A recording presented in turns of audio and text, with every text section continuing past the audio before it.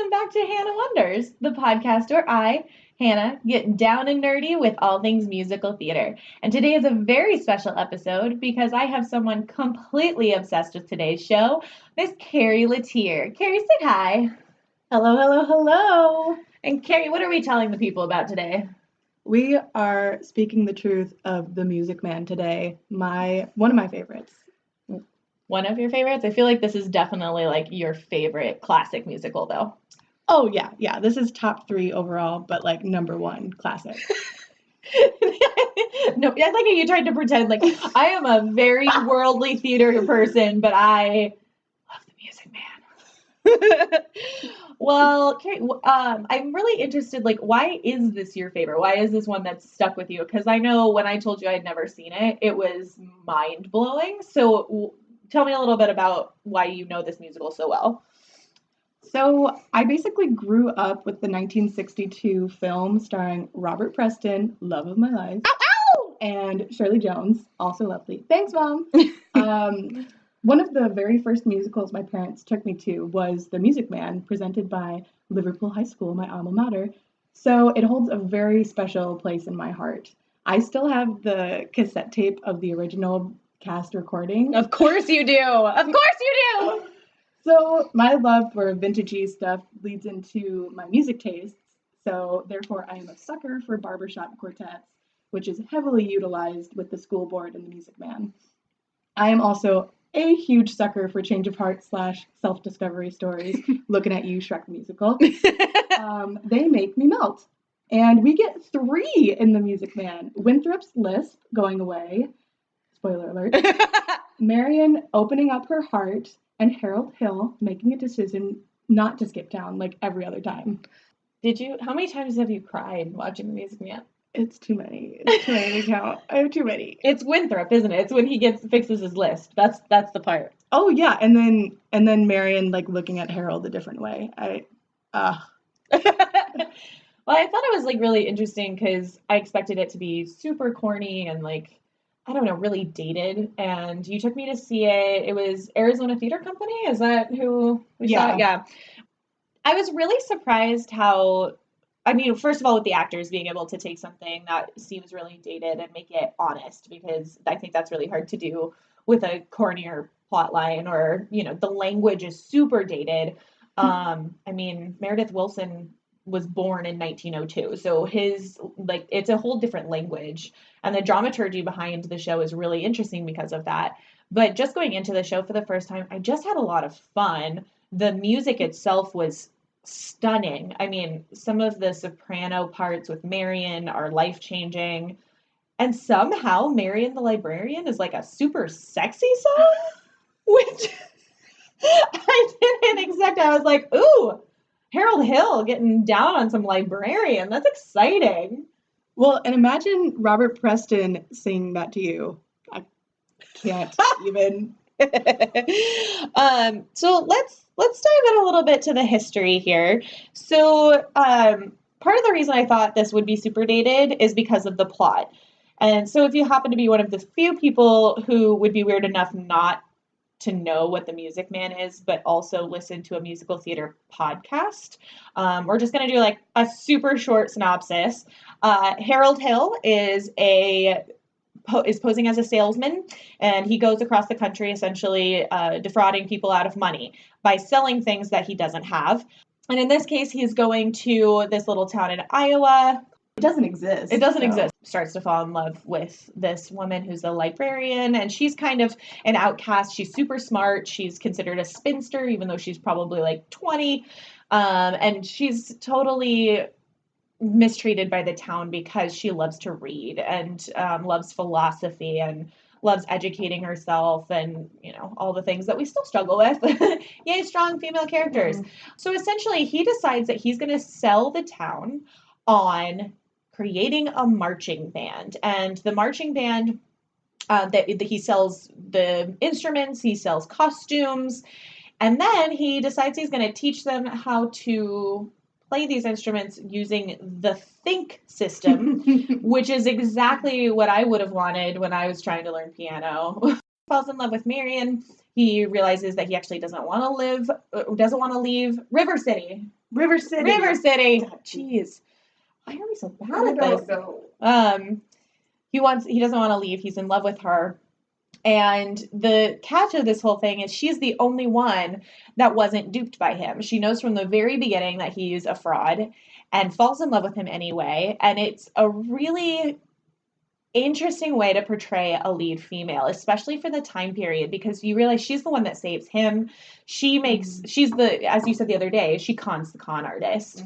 And I just love that aspect of it. And I think that was one of my favorite parts of seeing the show is you think, oh, this is this poor spinster and she's so sad and lonely. No, she knows exactly what she's doing and exactly what she wants. And I love that aspect of it. She's like, oh, Harold Hill is a total fraud, but he's pretty hot. He rocks like a band outfit. So I guess, we can do this. And so yeah, Harold almost gets run out of town. Marion ends up saving him. He has a really positive impact on the town. And so that's my very, very brief synopsis. But this iconic show is from the musical theater canon was written, as I said, by Meredith Willson. And no, that was not a chick. It is, in fact, a dude, probably the last man in America to be named Meredith. And he wrote The Music Man off of his experiences growing up in a very small town in Iowa. And he talks a lot about the Iowa stubbornness, right? Like, what's that line? We can stand toe to toe or nose to nose and never see eye to eye. And never see eye to eye. Yeah, I love that bit. And there's a whole number about how Iowans are just stubborn people. And it's okay because he's from there, so he can say those things.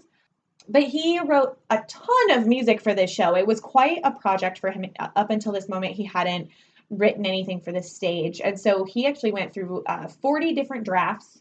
Took him about 6 years. And there were 22 songs that were kept that he wrote out of 40. So he had, there was enough for 2 musicals. One of the other things that I was really interested about with him is that he had a lot to do with side projects that you might not have known he was a part of. For instance, he wrote It's Beginning to Look a Lot Like Christmas. He also wrote the music for, what is it, Magnificent Molly Brown? Oh, Unsinkable. Unsinkable Molly Brown. Unsinkable Molly Brown. So some of the pieces that you might know, he also did the soundtrack for The Little Foxes, which is probably one of his more popular pieces. But he was, by all accounts, a musical genius. Wilson was born in 1902 and then moved to New York at 17 to go to Juilliard. And within 2 years, he went on to play with John Philip Sousa in his band for 3 years. And so he's in his early 20s. And by 1924, he became a part of the New York Philharmonic. But he always credits his parents with buying him his first flute, which I think is very cute. Prior to The Music Man, he had never written anything for the stage, like I said. But this show is quoted as being a musical comedy book that is technically impeccable to the point of virtuosity. And when I was doing research about this show, I was blown away by a review that totally summed up the intro number. And it's along this lines. Wilson compresses essentially all expository I don't like saying expository. It sounds like suppository. I was like, is that how you say it? Yeah, I think that's how you say it. I think that's how you say it, but it sounds like suppository.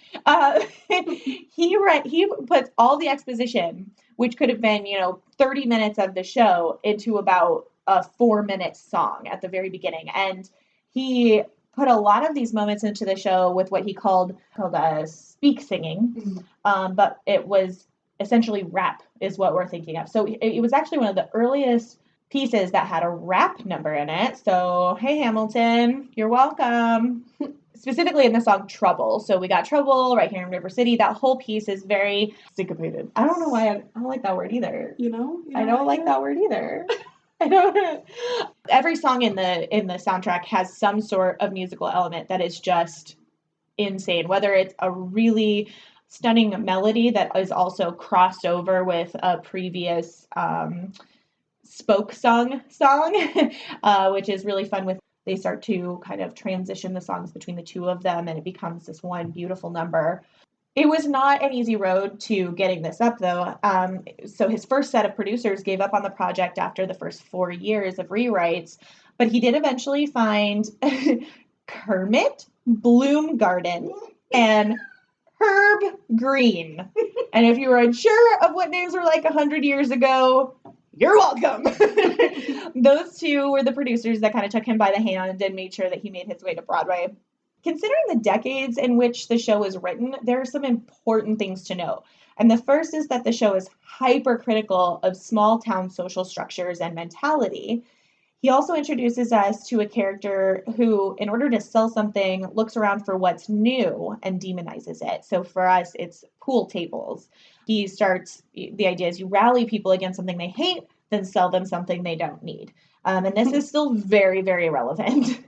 So that's like a little bit about the history of the show.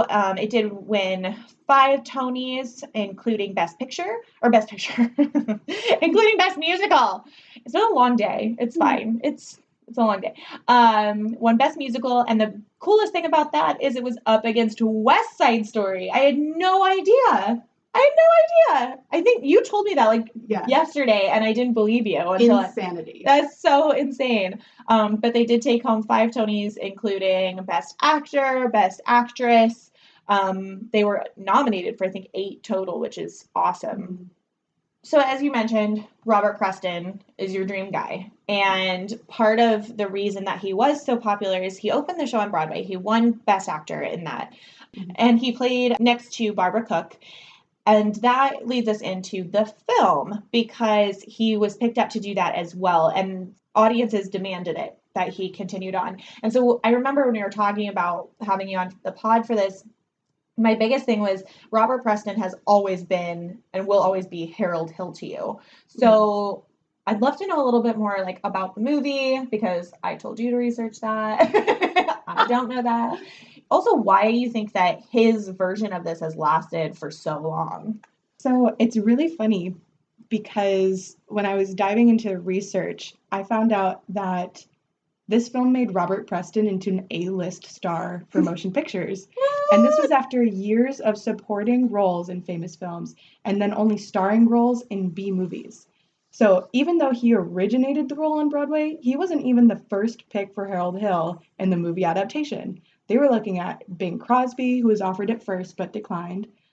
Sorry, Bing, but it was never going to be you. It was offered to Cary Grant, who told Warner Brothers executives verbatim, "Not only will I not star in it, if Robert Preston doesn't star in it, I will not see it." That's a good friend. Right? That's a good friend. That's supportive. They were even talking about Frank Sinatra for the role, which I can't picture that. He's too stiff. It doesn't feel right. It's too stiff.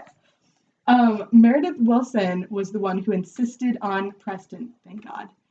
Preston got the part, and the movie was still a huge success, mostly due to Preston. I thought it was fun that in both the Broadway production and film adaptation, the Buffalo Bills played the school board, who sings all of the barbershop quartets. So fun fact, I went into a rabbit hole doing this research because I found out that there's something exists called the Society for the Preservation and Encouragement of Barbershop Quartet Singing in America, also known as SPIBSQA for short. The Buffalo Bills won the 1950 International Championship for the Barbershop Harmony Society, and they're called the Buffalo Bills because they were formed in Buffalo, New York, about 2 hours from where I grew up. So the film was directed and produced by Martin DaCosta, who was the original director of the stage production. And this was unusual for a musical film at the time because it wasn't common for the same person to direct both. But this ensured the film would be faithful to the show, which it was. Only 2 songs were cut from the stage production of the film adaptation. And even then, you can still hear the music within the film. It's just not sung. My White Knight was replaced by Being in Love, but we still hear the middle verse of My White Knight in Being in Love. It's You, one of the barbershop songs, was cut, but the melody is used for the fairground organ and chase music near the end of the film. Apparently, they felt the need to alter a few phrases for the film since they thought they would be too obscurely Midwestern for a broader audience. So, like, Geely Cly, one of Tommy's lines, is replaced with, "Great honk!" Why is that better? I don't know. Great honk! Makes no sense. Just like Shipoopi, which remains meaningless. The worst song. I'm sorry, I can't. Hannah hates this one. I love this show now. I have such an appreciation, but Shipoopi is the worst word. Because there's poop in it. Seriously. But according to the song, okay, a woman who waits until the third kiss or third date to kiss you is your Shipoopi. So it does have a definition. Is she the girl that's hard to get? She's your Shipoopi. The girl who is hard to get. You have to sing it with that accent too. Oh God. Shipoopi. So if you thought that people loved the Broadway musical, the film had amazing reception. So with a budget of about $4 million, God. Billion? No, $4 million, it grossed $14,953,856. I just want to commend you for reading that correctly the first time. I know, That's a I big was a little number. scared. And that doesn't even count the $8 million it earned in U.S. theatrical rentals. Oh, rentals. Yeah. And it was the 5th highest grossing film of 1962, beat out by Lawrence of Arabia, The Longest Day, In Search of the Castaways, and That Touch of Mink. I only know Lawrence of Arabia. I know, I was going to say I only know one of those. Yeah. And oh my gosh. I know. This film killed it. This film was insane. It won the Academy Award for Best Musical Score in 1963 and was also nominated that year for Best Picture, Best Costume Design, Best Art Direction, Best Film Editing, and Best Sound Recording. So it sucked. Yeah, Everyone hated it was the worst. It was even adapted into a comic book in What? 1963. Yes. How many stories are you going to tell about that? Oh, so many. There's so many things. I want to find it now. You're going to. Yeah. You're going to find it. I wanted to hate it. I couldn't. She did want to hate it so bad. I tried. I had to drag her. And we ended up getting front row seats on accident when we went to see it. Oops. I'm pretty sure that I got a shower during Shipoopi. Ew, it's a Shipoopi shower. God. That's gross. Um, Okay, so I think part of the reason I didn't want to enjoy the musical is because of Family Guy. Because Peter Griffin singing Shipoopi at a football game is absurd. And I don't know why, but it just like I hated that song, and I was like, I'm never gonna like anything from the Music Man because Peter Griffin ruined it. I'm thankful that I went and like got a different opinion on it. But while it does seem antiquated, I think that the show actually has a huge potential to make a great statement currently on our idyllic feeling about 1950s Americana. The show keeps coming back. They'll call, I think it's like Keith Olbermann used to call Glenn Beck Harold Hill because, he's selling nothing, right? Or The Simpsons did it. It's been featured in the Emmy Awards, Boston Legal. We'll take it back to the 90s, early 2000s with Ally McBeal. And it's even been featured on My Little Pony. This is even if you don't know the Music Man, you have definitely heard 76 Trombones. You've probably heard You Got Trouble. And it's just interesting how those songs have managed to stick around even for people that aren't part of the musical theater world. But I did find it really interesting, like the commentary. There's a lot of different takes on this show that have been done regionally, which is to kind of bring out the darker nature. I mean, at the end of the show, Harold Hill is being chased out of town by an angry mob. So it does have these really dark elements to it. The librarian who is beaten up on because she is smart, because she loves reading. The man who can't seem to find himself, so he tricks others so that he can fill his life with money. There's just a lot of opportunities to bring up some of the darker points of this show, which brings us to something that I know you're very excited about, to the point where I think you're going to go try to see it, which is the revival.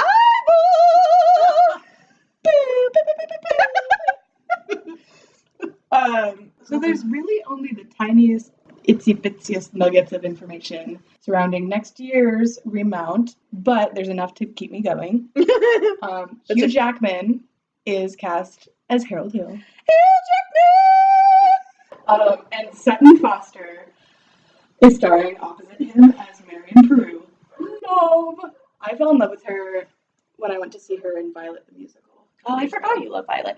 I am interested to see how she does because I think of her as like such a triple threat. And Marion doesn't have as much dance in the piece. I mean, they could add some and like Marion the librarian and whatnot, but I don't. It's going to be interesting to see her pull more on her acting roots and play kind of the straight man in this. Because she's usually like, I mean, in Fiona and Shrek or Millie in Thoroughly Modern Millie, you know, she always tends to play these really big characters, very emotive characters. And I mean, personally, I just don't see Marion that way. She's actually like a really cool feminist icon, which is weird. But I'm interested to see what Sutton does. Yeah, seeing her in Violet the Musical, that really showcased her acting chops. Because I don't know if you're familiar with that musical, but it's a woman who has a scar running down the length of her face, and her thinking that she can go to a preacher and have it prayed away, essentially, and like her journey and finding herself and realizing she's beautiful with or without it. Are you tearing up right now? Shut up. You are tearing up, you sad sack. Anywho, Jerry Zaks is directing the revival. He's also known for directing Anything Goes revival in 1987, Lend Me a Tenor, Smokey Joe's Cafe, Funny Thing Happened on the Way to the Forum, Little Shop of Horrors in 2003, the Lacage revival in 2004, Sister Act, the Hello Dolly revival. Actually, pretty much the same creative team for Hello Dolly revival is on this project. Sandra LaQuasto is set in costume designing this for the revival, and he actually won the Best Costume Design Tony Award for Hello Dolly. I remember that. Yeah, that was a big deal. Yeah, he's pretty great. He's been in the business since the early 70s. I was going to say, it sounds like such an inexperienced crew to be working with. They know what they're doing. I know, they better. For the rest of the cast, because all the rest is speculation, I would love to see someone like Bette Midler play Eulalie McKechnie, the mayor's wife. How do you say that? Eulalie McKechnie. Machete? I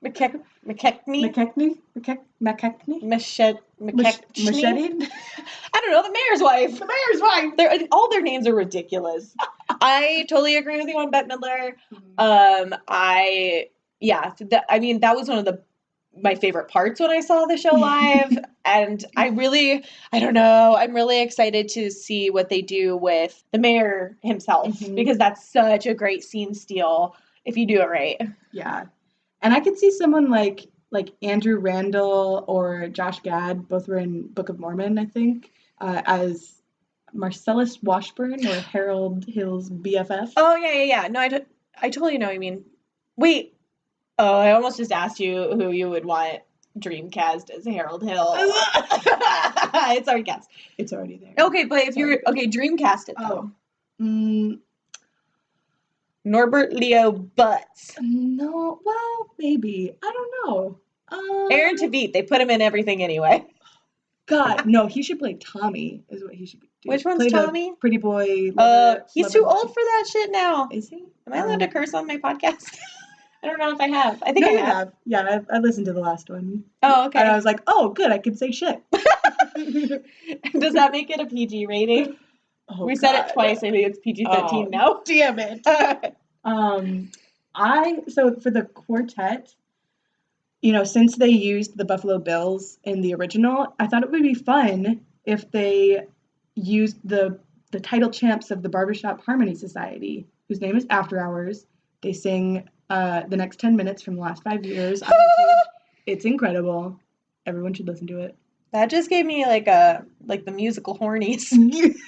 The musical Hornies. It's like the Hungry Hornies, but it's musicals. It kind of reminds me of the episode of Bob's Burgers where the work hard or die trying girl, the musical, smells like a toady. Which is also what happens to me when I call my farts. Smells like a Tony. Tony. He's having a stroke. Genius! If you can't tell, the next time I have Kari on here will be to talk about our other favorite musical, The Producers. Yes. Yes. So, okay, let's see. Fun question. If you were going to play anyone in The Music Man, female, male, anything in between, what is that piece? Marcellus Washburn. Just so I can sing Shipoopi and Ah! piss you off. I just get phone calls of you singing it on my voicemail. Or I was awake. Or you having a stroke. I was blocking it out as it was happening. In my ears, it was going. Either that or The Mayor's Wife. I would like. That'd be hilarious if you got like some serious padding on you because you're shorter. Oh my god! And they just made you really wide. That'd be really fun. I don't know. I really think I'd want to be Marion. Yes, I know, surprise, surprise. But mostly because I would want them to sing Marion the Librarian about me. Yeah. So I could have the musical hornies. That's your catchphrase now. We're starting that. That's a thing now. It's a thing. I was going to say we're bringing it back, but it never really started, so. Accepted here. You heard it here first. You heard it her. You heard it her first. It previews in September of next year. It opens in October. And I called my mom. I was like, Mom, how would you feel if for Thanksgiving weekend next year, we went to New York City and saw the Music Man revival on Broadway? And she's like, yes. We're dragging your brother and your father. Oh, God, I can't even imagine trying to make my husband watch The Music Man. I'm pretty sure his ears would start bleeding. He would probably love Shipoopi. No. Why? Because it's annoying to me? Oh, yeah. Yeah, that's fair. I hope you had fun. Duh. You better be having me back. If I get 2 more subscribers, I'll bring Kari back. No, seriously though. Go ahead and like, comment, subscribe, share. Thank you so much for my subscribers. You guys are wonderful. I know that we are a small but mighty crew, but it means a lot to me that you guys are tuning in. This is something I just love to do, and it was awesome to tell Kari. I was like, you are coming on here and you're gonna nerd out hard with me. And so she was in it to win it. Thank you so much for killing it. Tell me what you guys want to hear about. Let me do the research for you. That's what I'm here for. I want to answer your most burning questions. You want to say bye to the people? You want to say Goodbye to the people. Do you want to shout out to your mom? Shout out to my mom and my dad and my boyfriend. It seems like you forgot after you did. And my mom. And my dad. I like how you left out your brother. Oh, yeah. Shout out to that ass. That's staying in. That is staying in. I hope he listens to it. All right. We'll see you next time on Hanna Wonders when we get down and nerdy on all things musical theater. Peace.